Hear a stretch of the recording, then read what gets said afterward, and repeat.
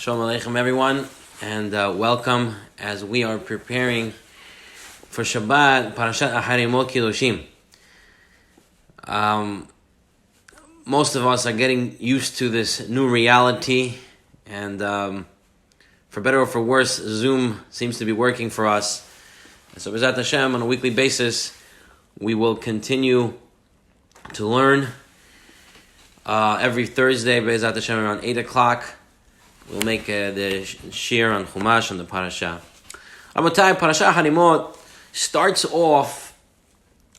off mentioning the death of Nadav and Avihu, the two sons of Aharon HaKohen, who died during the inauguration of the Mishkan.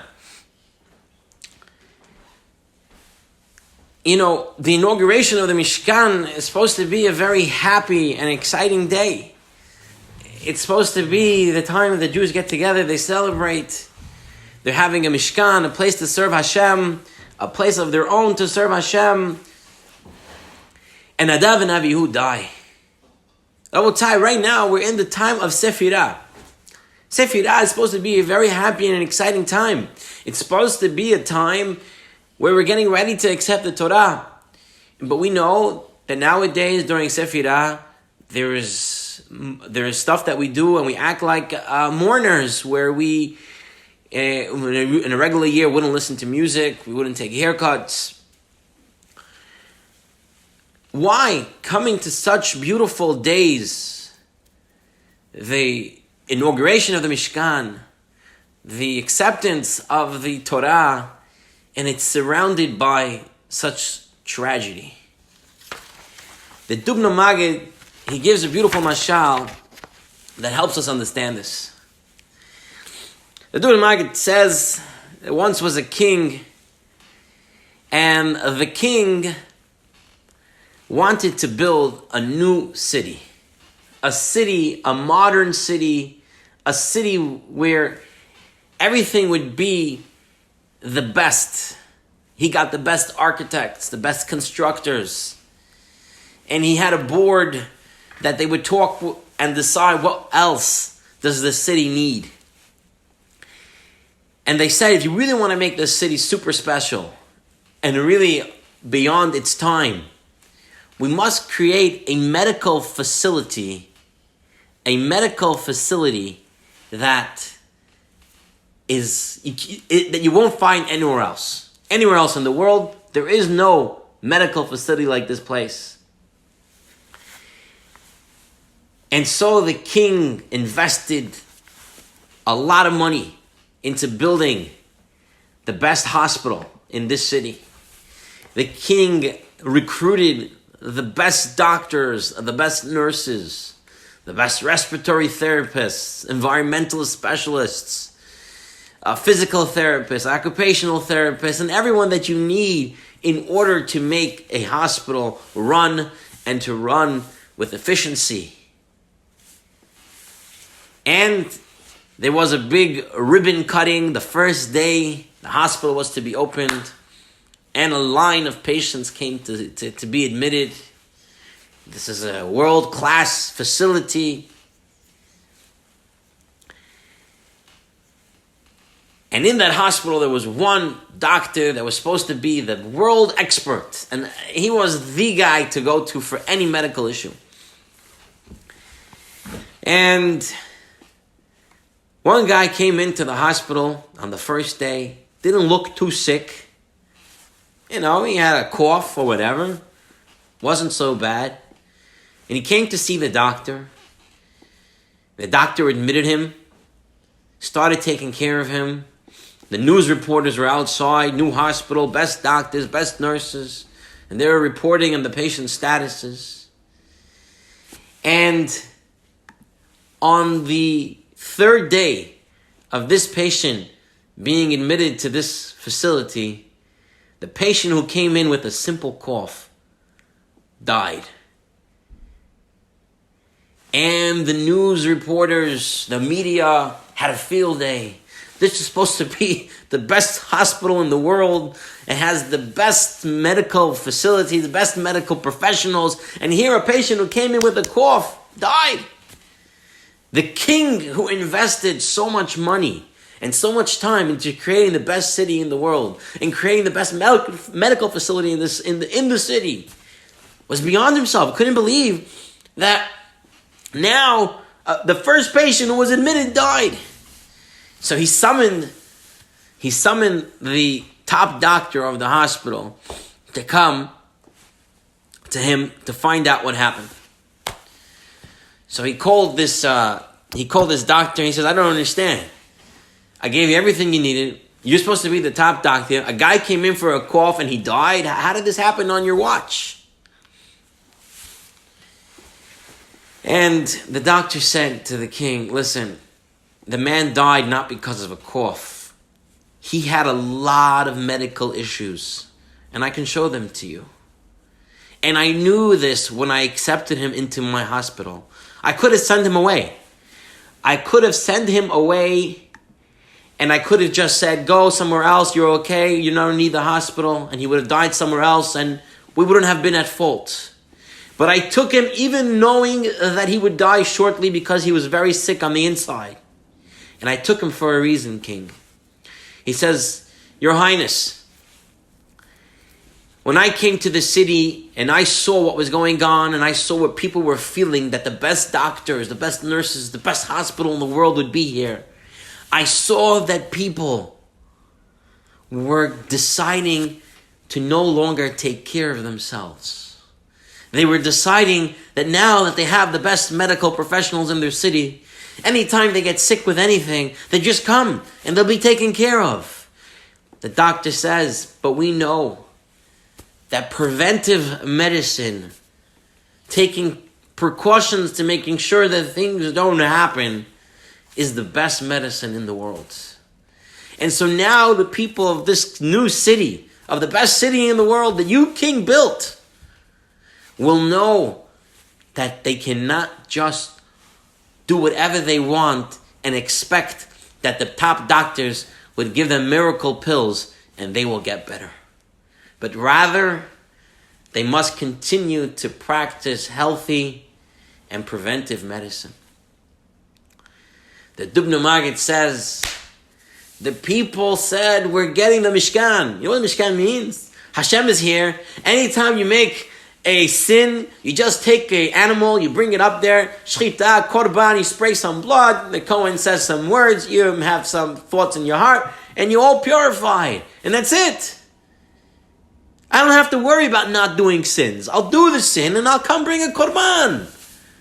HaKadosh Baruch Hu said, Has v'shalom. That's not the way it works. Here are two people, Nadav and Abihu, and they were killed tragically in the Mishkan. Because just because you have a Mishkan doesn't mean you can run around and do anything you want. A person has to be careful. A person has to know that Hashem is there.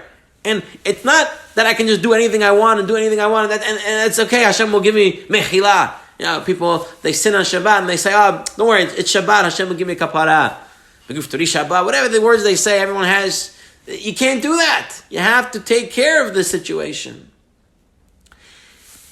And that's why, before the giving of the Torah, we can say that we have Yemei Sfirah, Yemei Avilut, of some sort of speaking, where you can't listen to music on a regular year, where you wouldn't be able to cut your hair, because you know what? People will think, I have the Torah. It's Hashem's gift to me. Anytime I want to learn, anytime I want to have it, it's here, it's okay, it's going to be good for me, I can get to it, I can do anything else I want as long as I learn Torah. No.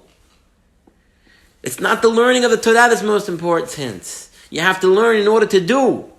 And that's what Hashem wants us to do. He wants us to work on our midot tovot. He wants us to work on ourselves. And not just say, I have a Mishkan, not just say, I have a Torah, and I'm good. I'm in God's good graces. We have that opportunity. We got to make sure that we use it. Parshat Acharei Mot, like we mentioned, talks about the two sons of Aharon that died. And we explained the connection of why during the Mishkan this happened. But you know where the Pasuk says they died? The Pasuk says they died because they were trying to come closer to Hashem. Bikorvatam lifnei Adonai vayamutu. They were trying to come closer to Hashem, and they died. Is that really fair? Is it fair that if a person is trying to come closer to Hashem, that he would die? And not only that, immediately, right after this, the Torah tells us about Yom Kippur. The Torah tells us about Yom Kippur.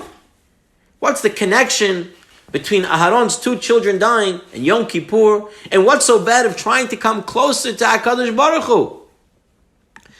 It's a beautiful thing to try to come close to HaKadosh Baruch Hu. So I want to tell you a true story that happened here in the United States, in the city of San Francisco. This is going back about the mid-19th century in San Francisco. Listen to this story. True story. There was a man by the name of Joshua Norton. Joshua Norton was a wealthy businessman. He was a wealthy businessman, and for a long time he had a lot of money, but unfortunately, as life sometimes goes, Joshua Norton, this rich businessman from San Francisco, lost his money. And he became a very poor person. And he started working in a Chinese rice factory in California. And the loss of his money was it took a big toll on him. And he snapped. He got a little, he lost a little bit of himself. But his friends tried to take care of him. And Joshua Norton, this man who lost his money and lost his mind somewhat, he started to ramble and rant and think. This is before social media, so imagine what following he would have. Listen to this. He decided that the problems of the United States of America was that there was no emperor. The problem was that there was a president of the United States and there wasn't an emperor. And that's what he said was the problem. And he decided that he's going to fix it. And he knew the perfect candidate. He knew the perfect candidate to be emperor. Joshua Norton said, I have to be the emperor. So, Joshua Norton's friends, his old business buddies, went along with his illusions of grandeur. And they took out local newspaper ads, and they said that we now have an emperor of these United States. And they even got him a uniform and military badges. And they paraded him around town. They told him, yes, you're the emperor. And the emperor, Joshua Norton, the emperor of these United States, he would make all sorts of proclamations. He would walk into restaurants and people would let him eat for free. He would walk on the street and people would bow down to him. People were playing his game. And he thought he really was an emperor. And he would try to negotiate from his fellow wealthy businessmen. He would negotiate multi-million dollars he wanted to borrow from them. But when they lended him 50 cents, he agreed to that. And for 20 years, Joshua Norton believed that he was the emperor of these United States. And after 20 years, Joshua Norton went the way of the rest of the world and passed on. And when he passed on, they made a funeral for him. At the funeral, there were over 20,000 people showed up for Joshua Norton's funeral. And the newspapers reported, today died the Emperor of the United States. Le roi est mort in Latin. The king is dead. Now, for all these years, Joshua Norton thought he was emperor, pretended to be emperor, acted as an emperor. But in reality, he was a pauper, a former wealthy man who lost his mind. You see, to some extent, we all are a Joshua Norton. Because we all believe that we're great. People believe that they're amazing. That everything they're doing is the best. You see, Nadav and Avihu also thought that they knew what was best. They thought that they knew what to bring in to the Mishkan, when to bring it. And in that lied their mistake. You see, Rabotai, we cannot walk around thinking we're a Joshua Norton. We cannot walk around thinking we know better than God. For Kadosh Baruch Hu tells us that these are the mitzvot, then these are the mitzvot. Even if you're trying to come closer to Hashem, you cannot invent your own mitzvot. You cannot say, I want to be closer to Hashem, so I'm going to do X, Y, and Z. If it's not in the Torah and if it's not a mitzvah, then you don't do it. Harav Pam, Zecher Tzadik L'Bracha, and my Rosh Yeshiva, Rabbi Yisrael Reisman, always say, you don't just do segulot. Just because there's a segulah that comes out, do certain things and you become like this and you become like that. You don't just do it. The only time segulot work is if they're actually a mitzvah. It's a mitzvah not to speak Lashon Hara. You don't speak Lashon Hara, that's a segulah. Daven 3 times a day with kavanah. You do that, that's a segulah that works for you.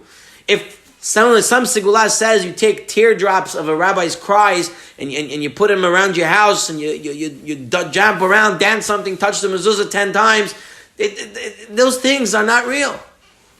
You have to follow what the Torah tells us in the mitzvot that we're taught. We don't invent our own mitzvot. And that's why, right after the death of Nadav and Avihu, the Torah tells us about Yom Kippur. You know why? Because Yom Kippur is that time of the year that you're supposed to stop and say, what am I doing? What am I doing the whole year? Am I doing right? Am I doing wrong? What am I doing? And when a person does that on Yom Kippur, a person analyzes where he's holding. He's able to understand if he's a Joshua Norton, pretending to be an emperor, pretending to be great, or if he's actually following the right path that Hashem wants us to follow. This is on Parshat Acharei Mot. And Baruch Hashem, this week, Hashem gave us the opportunity to have 2 parashot. So we have also Parashat Kedoshim. Acharei Mot Kedoshim. We all say Acharei Mot Kedoshim, which means after someone passes away, we always say they're Kedoshim. We always say they're holy. I believe that it's important for us to say that and believe that about a person when they're also alive. Not just keep it for Acharei Mot Kedoshim, but to look at every Jew as a holy soul and to say how holy and how special they are and give them berachot. Like Rabbi Victor Miller said, when a person goes down the street, person walks and he sees a Jewish house, he should thank Hashem and he should give berachot to that house. The Baruch Hashem, here's a Jewish family. Hashem should bless them and they should raise their children and they should have good and everything. It's an opportunity we have to look at every Jew as kadosh. Not only after they die, but even when they're alive. Parshat Kedoshim starts off, Kedoshim tiyu, you should be holy, ki kadosh ani Adonai Elohechem. You should be holy because for holy am I, Hashem your God. Hashem says to the Jewish people, you should be holy because I am holy. The Midrash says, Hashem told the Jewish people, you have to be holy because I already made you holy. I made the Jewish people kadosh even before the creation of the world. Now, why do we have to know that Hashem made the Jewish people holier before the creation of the world? And why does Kadosh Baruch Hu have to say, be holy because I am holy? Just tell me to be holy. because you're holier from before the creation of the world. You have to be holy because Hashem is holy. So again, the Dubno Maggid gives a beautiful mashal. It really explains it to us.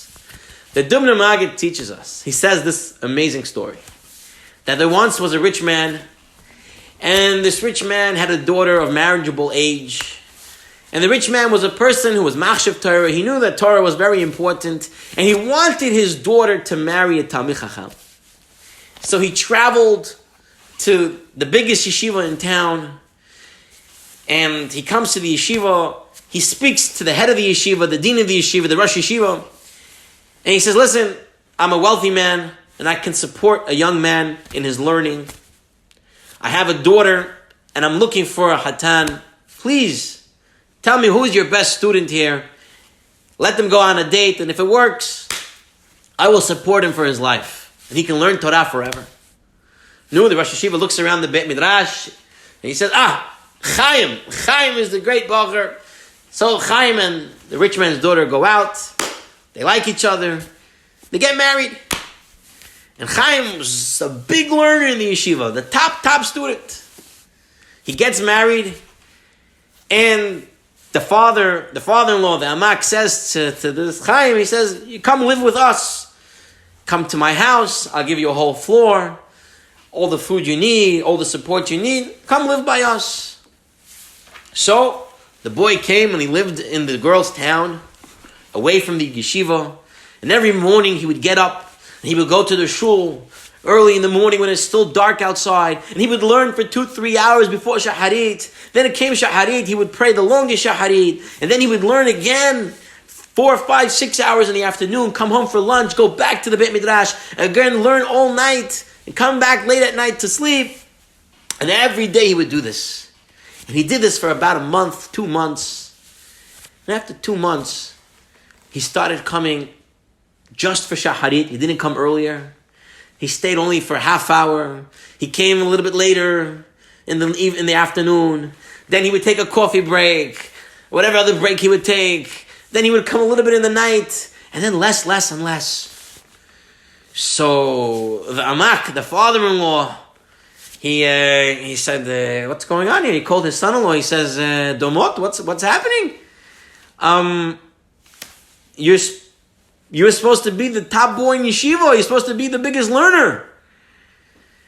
So the Domot tells his father, he says, Amak, what are you talking about? In this whole city, there's nobody smarter than me. In this whole city, nobody knows how to learn better than me. In this whole city, I'm still the smartest. What's the problem? And his father-in-law tells him, I didn't look for the smartest person in this city to marry my daughter. I looked for the smartest guy in the yeshiva, the best yeshiva bacher to marry my daughter. Who are you comparing yourself to? To Beryl, the winemaker, to this guy, the shoemaker, people in the small city that they don't know how to learn, they never know how to learn. The village people. You come from a yeshiva. You're supposed to be top notch. You're not just better than everyone else in this little village. You're supposed to be way better than the best of the best in the world. That's why you married my daughter. The Dubno Maggid says the same thing with us. You see, people, Hashem says, be kadosh, be holy. So people say, I am holy. Look at my neighbor. My neighbor, he doesn't eat yashan. He always eats, he doesn't look for yashan. He doesn't look for pat Yisrael. I do, so I'm better. But that's not enough. Oh, she wears a skirt that goes above her knees. I wear it on my knees, so I'm better. People can rationalize. People can rationalize that they're better. Yes, and the truth is you are better. But you know what? That's not enough. Because the Torah says you have to be holy because Hashem made us holy already before the world was created. And not just holy relative to your neighbor, relative to your sister, relative to your brother, relative to someone around you, but relative to who? To Hashem. So that means the holiness has to keep going higher, higher, and higher. Rav Moshe Aaron Stern, he shares a story that happened with his father. His father was learning in university here in the United States in the early 1900s. And he was finishing up his degree, and there was one last test he had to take. One last test. It was a 4-hour test. And you have to write. And what happened was the test was going to be given on the second day of Shavuot. And this is before the time of religious accommodations. You know, they didn't already pass all those laws as they did now. And he came over to the professor. The professor said, I can't help you. Either you come to the test or you don't, or you don't take it and you don't graduate. He went to the assistant dean of the university. And they said also, either you come or you don't take it. He kept trying. He went to the dean of the university. He said to him, listen, I can't take it, Shavuot. I'm religious. The dean said, listen, this is university. You either come for the test, you take it, or you don't come, and you don't get it. No. He left the dean's office. 2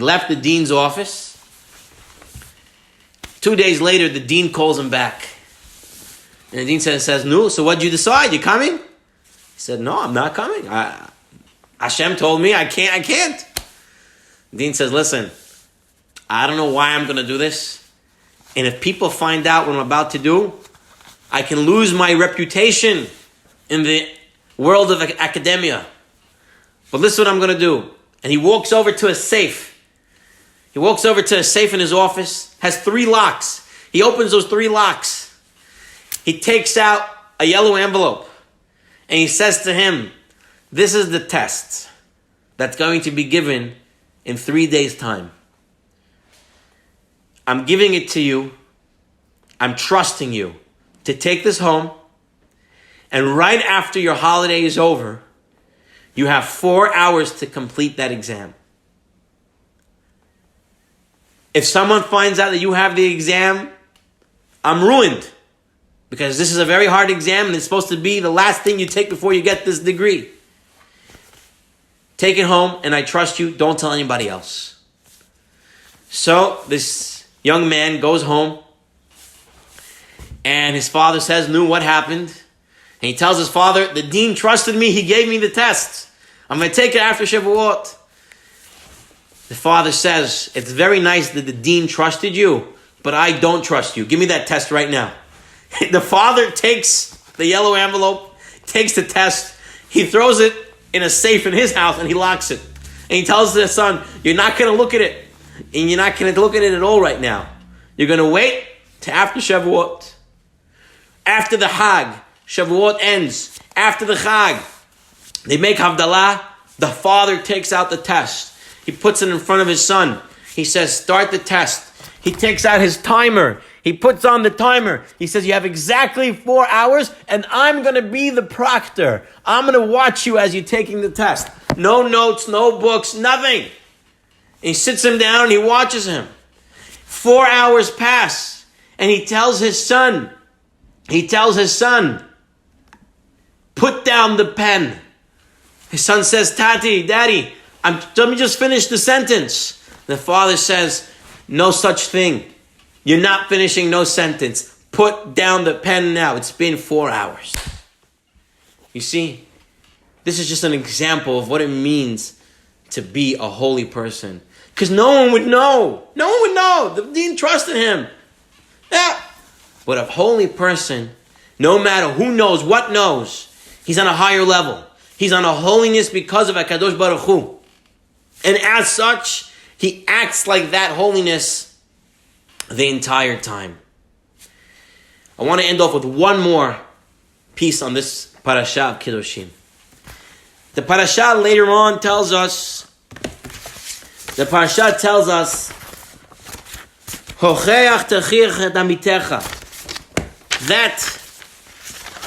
you are to rebuke. You're supposed to give musar. If someone does something bad, you're supposed to tell them what they did bad in order for them to change. It's a big thing in Judaism. You're not allowed to see something bad and let it go. Something bad happens, and if you say something, it might work, then you have to say something. If you say something and they'll laugh on you, then you don't have to say. You have to find the right time and place to say it. But you need to say it, because if you don't say it, it's as if you are agreeing to what they're doing wrong. Because you're giving a stamp, you're there and you're letting them do it. You have to say something. So the Torah tells us in chapter 19, verse 17, the Pasuk tells us, you shall give rebuke to your fellow. And it says it twice. Rebuke, rebuke. The Ben Ish Chai explains why the Torah says it, hocheach tochiach. Why it says it twice, rebuke, rebuke. The Ben Ish Chai explains it with a mashal. The Ben Ish Chai says as follows. He says there once was a city that there was a lot of thievery, a lot of people stealing. The king had enough. The king said, no more stealing. If we catch a person stealing, we're going to kill him immediately. That's it. New law. And just a few days later, a person was caught. A person was caught stealing. And so they decided that they were going to kill this person. He was the first person they caught after this new law came out. And this person got caught, said, please don't kill me. I had to steal from my family. We have no food. Please let me speak to the king. They bring him to the king. The king says, listen, that's the law. I made it myself. You're the first person to steal after the new law. We're killing you. There's no question. He said, listen, okay, before you kill me, I have to share with you a secret. I know a very magical spell, a very magical potion. If you give me these ingredients, and he went and he listed 10 different ingredients. You give me 10 ingredients, I will show you a magic potion that it can help you, king. I don't want to die with this secret with me. I want to teach it to you, the king. You're such a good king, I want to teach it to you. King says, okay. They bring him the 10 ingredients, and he starts to work in making this magic potion. After he makes the magic potion, he tells the king, we're ready to use the potion. We're ready to use this potion. Bring me seeds of any tree, an orange tree, apple tree, bring it to me. You take these seeds, you put it in the magic potion, and then you put the seed in the ground. The tree is going to grow in a day, and fruit, you're already going to have fruit in a day. In one day, you'll have fruit already. The king said, whoa, if that was true, this is an amazing potion. Okay, he says, we got it. He brought the seeds. And then the man said, but there's one little catch. The person who plants the seeds has to be a person who never stole in their whole life. They never stole anything. So the man says, king, you have a prime minister, right? Tell the prime minister to plant these seeds. And the prime minister right away says, when I was little, one time there was a guy in my class, and whatever, I may have stole some. I'm not the guy. Okay, you're not the guy. Fine. Treasury minister, bring the finance minister. They bring the finance minister. They tell him, you planted. He says, I deal with money all day. Money flying in the office, in, out. Who knows what happens? It's not going to work for me. They say, okay, who else? They go around. They're asking everybody. Nah. He says to the king, no, king, you yourself, you're such a special guy. You planted. The king says, listen, I had a younger brother. One time my daddy gave him a beautiful watch, and I wanted it. So I took it from him. I can't plant the seeds. So the man says, king, I want you to hear this. All your ministers, and even yourself, admitted to stealing. And stealing because you wanted something from someone. Here I am, the unfortunate individual to get caught stealing, but stealing from my family so we have something to eat. And for that, you're going to kill me. King said he was right. The king gave him off. But the Ben Ish Chai says, the nimshal is, hocheach tochiach et amitecha. It's very easy to tell somebody they're doing something wrong. But before you're telling someone what they're doing wrong, you better tell yourself too. Hocheach tochiach. Whenever you give someone rebuke, You got to give your rebuke to yourself too. You know, Baal Shem Tov always would say, if you see someone doing something wrong, it's Hashem letting you see it because you probably have it in you as well. So when you're giving someone rebuke, which we have to do at the appropriate time, in the appropriate place, in a way it would work, in a way that person would understand it. But when you do it, make sure to also give yourself a little rebuke as well. Not to forget, Rabotai, the lessons we learned tonight, may Hashem give those lessons to us, and we should be able to understand that Acharei Mot, Kedoshim, that Hashem wants us to do what Hashem said in the Torah, and to remember that just because you have the Torah or the Mishkan doesn't mean you can do anything. It means you have to be even more careful, and that you should do exactly what Hashem says, and not try to make up and invent your own mitzvot, your own segulot. And that when we're Kodosh, when we're Kedoshim, we're not just holier than our neighbor, and holier than my brother, and holier than my friend, but I'm holier because Hashem is holy, and I'm trying to achieve that greatness, to try to come close to Hashem through the right way. And that when we have to give rebuke to someone, that we make sure to give ourselves rebuke as well.